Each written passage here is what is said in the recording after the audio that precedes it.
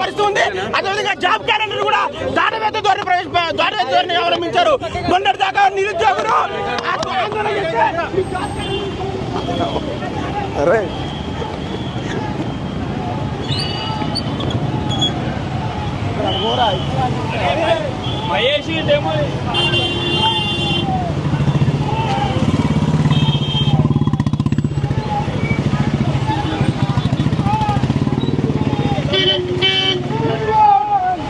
నిరుద్యోగ సమస్యను పరిష్కరించాలని ఈ రోజు అసెంబ్లీ కాడికి వచ్చినటువంటి విద్యార్థి యువజన సంఘాలు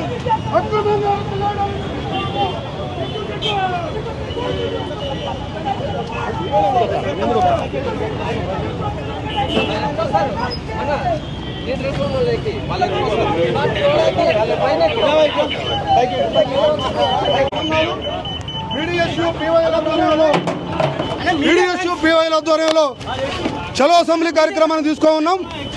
ఇవాళ ప్రవేశపెట్టినటువంటి బడ్జెట్లో విద్యారంగానికి 30% నిధులు కేటాయించాలని, అదేవిధంగా నిరుద్యోగం సమస్య పైన శ్వేతపత్రాన్ని విడుదల చేయాలని, వైద్య రంగానికి కూడా సరైనటువంటి నిధులు కేటాయించాలని ఇలా అసెంబ్లీ కార్యక్రమాన్ని తీసుకోవడం జరిగింది. దీన్ని అక్రమంగా పోలీసులు దీన్ని భగ్నం చేస్తూ మమ్మల్ని అక్రమంగా అరెస్టు చేసి నిర్బంధిస్తున్నటువంటి పరిస్థితుల్లో దీన్ని ప్రజాస్వామ్యవాదులు విద్యారంగంలో ఉన్నటువంటి సమస్యలను పరిష్కరించాలని, అదేవిధంగా విద్యారంగాన్ని 30% ఈరోజు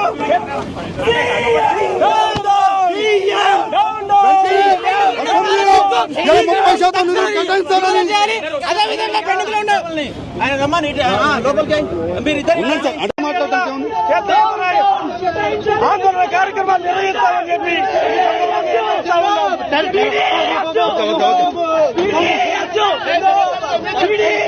పోరాటం ద్వారా